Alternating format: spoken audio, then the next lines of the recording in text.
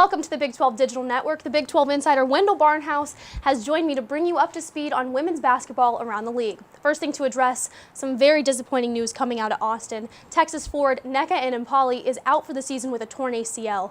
How will this loss affect the 8th-ranked Texas Longhorns? Well, you know, in the first half of Monday's game at Baylor, a big top 10 matchup, Enemkpali came down awkwardly with a rebound, and the next thing we all heard was that dreaded ACL scream. Now, Texas was just getting back to full strength, and now they're going to have to replace their leading scorer and the Big 12's leading rebounder.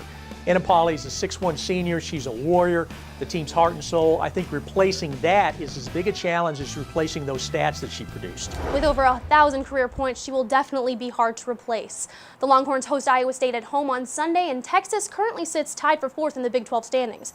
Meanwhile, the Cyclones are right above them at 3rd, so this is a big game for both teams. Right, and these teams met just 2 weeks ago in Ames, and Iowa State handed Texas its first loss of the season, overcoming an 18-point first-half deficit. I think you need to keep your eye on the perimeter in this game. The Longhorns are the Big 12's second-best team defending the three-point line, while the Cyclones have made more threes than any team in the league.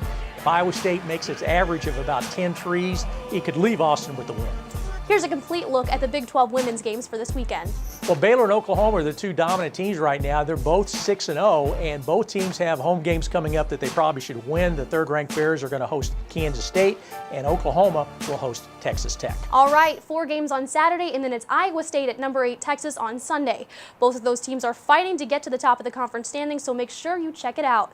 It's at 3:30 Central on FS1. For Wendell Barnhouse, I'm Kristen Keith. Enjoy your weekend.